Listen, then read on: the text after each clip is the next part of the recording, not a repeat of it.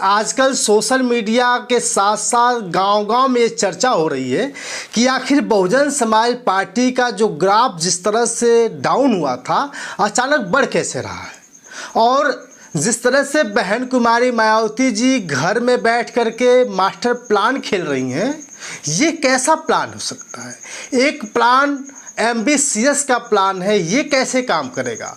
और बिहार में जब से आकाश आनंद जी पहुँचे हैं, साथ साथ राम जी गौतम साहब जो राज्यसभा के सांसद हैं वो भी पहुँचे हैं, किस तरह से ग्राफ बढ़ाने की कोशिश कर रहे हैं। और विधानसभा में जो बिहार में विधानसभा का आम चुनाव हो रहा है, वहाँ पे कैसे खेल खेला जा रहा है कि अब सभी सीटें कहीं न कहीं बहुजन समाज पार्टी के खाते में गिरती हुई नजर आ रही हैं। वहीं उत्तर प्रदेश का चुनाव 27 में होना है, लेकिन अभी से जिस तरह से तैयारियां शुरू कर दी गई हैं, लोग बता रहे हैं कि जो बहन कुमारी मायावती जी का जो प्लान है 9 अक्टूबर से पहले इस तरह से गठित कर दिया जाएगा, इस तरह से पूरे देश में इसका चर्चा बन जाएगी कि 9 अक्टूबर के दिन जिस दिन बानर कांशीराम साहब का परिनिर्वाण दिवस है, उस दिन करोड़ों की संख्या में जब लखनऊ में लोग पहुंचेंगे तो लोग यही सोचेंगे कि आखिर इतना जनाधार कैसे। साथियों, आज इसी पर चर्चा करेंगे और बहन कुमारी मायावती जी की सरकार कैसे बनेगी इस पर भी चर्चा करेंगे। तो आपसे निवेदन है कि इस वीडियो को अंत तक ज़रूर देखिएगा। चैनल को सब्सक्राइब नहीं किया है तो सब्सक्राइब ज़रूर करिएगा। बहुजन समाज पार्टी एक ऐसी पार्टी है जो अम्बेडकरवादी विचारधारा को लेकर काम करती है, उसके विचारधारा को फॉलो करती है, बाबा साहब के साथ साथ भगवान बुद्ध की विचारधारा को फॉलो करती है। लेकिन बहुत सारे लोगों का कहना है कि जिस तरह से बहन कुमारी मायावती जी की सरकार थी, वो सरकार आज तक दोबारा किसी की नहीं बन पाई। इतना तक कि सत्ता में ओम प्रकाश राजभर जी भी हैं, उन्होंने भी साफ साफ कहा। और आपने देखा होगा निषाद साहब ने भी बहन जी का धन्यवाद दिया। कई लोग लगातार बहन जी का धन्यवाद देते हुए नजर आ रहे हैं। लेकिन 9 अक्टूबर को नो चलो का जिस तरह से नारा दिया जा रहा है कि बहन कुमारी मायावती जी की रैली में लगभग करोड़ों की संख्या में लोग इकट्ठा होंगे, देश के कोने कोने से लोग भाग लेंगे। और बताया जा रहा है कि प्रत्येक जिले से 90,000 की संख्या में लोग वहाँ पहुँचने वाले हैं। आखिर अचानक बहन जी का जो ग्राफ है वोट ग्राफ कैसे बढ़ेगा। साथियों, आपको बता दूं कि एक समय हुआ करता था जब बहन कुमारी मायावती जी के पास कोई मीडिया नहीं होती थी, और आज भी नहीं है। लेकिन बसपा का वोट बैंक दिखाने के लिए, बसपा का प्रचार करने के लिए किसी भी मीडिया की ज़रूरत नहीं पड़ी।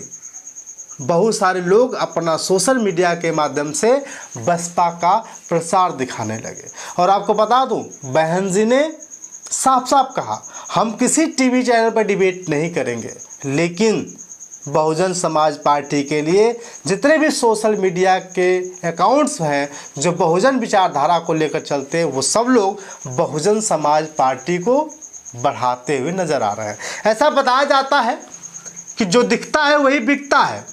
साथियों, जो दिखता है वही बिकता है। आपने देखा होगा मोदी जी का प्रचार कहाँ कहाँ नहीं होता, भाजपा का प्रचार कहाँ कहाँ नहीं होता, और बसपा का प्रचार कहीं नहीं होता है। इसलिए सोशल मीडिया के कुछ विचारक, सोशल मीडिया के कुछ क्रिएटर लगातार बहुजन समाज पार्टी को दिखा रहे हैं। और जब से लोग देखना शुरू किए हैं, ऑटोमेटिक बहुत सारी चीज़ें सामने निकल कर आ रही हैं। और अब ऐसा लगने लगा है कि बहुजन समाज पार्टी मजबूत बनेगी। साथियों, बिहार में जो चुनाव चल रहा है, बिहार में कई ऐसे जगहों पर, अगर हम उत्तर प्रदेश के गाजीपुर से ठीक 17 जो विधानसभा है बिहार का, रामगढ़ विधानसभा, वहाँ का आप लोगों ने देखा सतीश यादव जी चुनाव लड़ रहे हैं। सतीश यादव पिंटू जी पिछली बार जो उपचुनाव हुआ था उसमें मात्र कुछ ही वोटों से हार गए थे। और इस बार का जो जनाधार है, मैंने उस रैली को देखा और कहा कि आकाश आनंद जी की रैली में जब इतने लोग आ सकते हैं, तो बहन जी की जब रैली होगी तब कितने लोग आएंगे। और सिर्फ सतीश कुमार पिंटू जी की देन है। सतीश यादव ने जिस तरह से लोगों का हुजूम इकट्ठा करने का प्रयास किया, और बहुत सारे लोगों ने कहा कि इस बार सतीश यादव को जिता देना जरूरी है। तो सतीश यादव की सीट निकलती हुई नजर आ रही है। वहीं ठीक उसके बगल में आप लोगों ने देखा जब आकाश आनंद जी की रैली ओम प्रकाश दीवाना ने बुलाया था, तो ओम प्रकाश दीवाना जी के सम्मान में कितने लोग इकट्ठा हुए थे। और आपको बता दूं उस समय का जो रुतबा था, माहौल था, जिस तरह से भीड़ इकट्ठा हुई थी, लोग सोचने पर मजबूर हो गए थे कि उत्तर प्रदेश से कहीं ज़्यादा बिहार में इतने लोग कैसे। साथियों, इसलिए जो भीड़ दिख रही थी उस भीड़ को सोशल मीडिया अकाउंट के माध्यम से दिखाया जा रहा है। अब लोगों को लगने लगा है कि बहुजन समाज पार्टी खत्म नहीं हो, लेकिन जब वोट का समय आएगा उस समय लोग अगर खेला नहीं करेंगे तो बहुत कुछ होगा। साथियों, 2025 में बहन कुमारी मायावती जी ने एम्बिशियस का प्लान तैयार किया है, जिसमें बताया जा रहा है कि मोस्ट बैकवर्ड क्लासेस, यानी कि इस बार बहन कुमारी मायावती जी सबसे ज़्यादा बैकवर्ड को साधने का प्रयास करेंगे। यानी इस बार सबसे ज़्यादा अगर टिकट देने का जो प्लान है वो बैकवर्डों को है। समझ रहे हैं? इस बार दलितों को कम मिलेगा, बैकवर्डों को ज़्यादा मिलेगा, मुसलमानों को भी कम मिलेगा। लेकिन 403 विधानसभा की सीट है, तो हो सकता हो कि सबसे ज़्यादा बैकवर्ड की, उसके बाद मुसलमानों की, उसके बाद दलितों की, उसके बाद ब्राह्मणों की।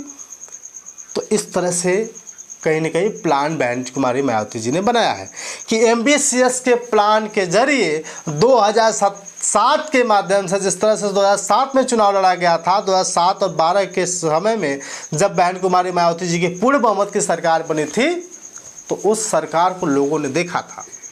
इसलिए अब 2007 के बाद 2027 में जो चुनाव हो रहा है उसी तर्ज पर एम्बिशियस प्लान के जरिए, जिसमें बहन कुमारी मायावती जी 12% दलितों को, 40% ओबीसी और बताया जाता है कि 19% मुसलमान है उत्तर प्रदेश में, तो इन लोगों को साधने का प्रयास करेगी और साथ ही ब्राह्मणों को भी टिकट देगी और क्षत्रियों को भी टिकट देगी।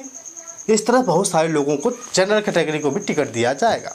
साथियों, इसलिए बहन कुमारी मायावती जी की सरकार इसीलिए बनेगी क्योंकि बहन जी अब सबसे ज़्यादा दलितों के साथ साथ बैकवर्डों को साधने की कोशिश करेंगी, मुसलमानों को, क्योंकि जब ये 7 लोग मिलेंगे तब जा कर के मजबूती मिलेगी। क्योंकि बैकवर्ड को साधने का प्रयास भाजपा भी करेगा, बैकवर्ड को साधने का प्रयास सपा भी करेगी, बैकवर्ड को साधने का प्रयास कई पार्टियां भी करेंगी। इसलिए बहन जी ने कहा कि नहीं, इस बार बैकवर्ड को हम भी साधेंगे। तो साथियों, बैकवर्डों को टिकट 2027 में सबसे ज़्यादा मिलने की आशंका है।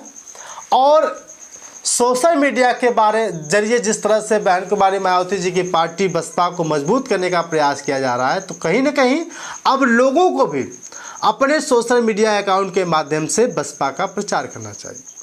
तो कहीं ना कहीं बहुत बड़ा खेल हो सकता है।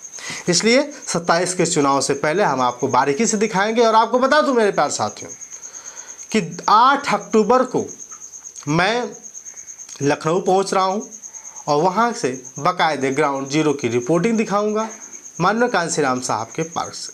बाकी आपकी राय।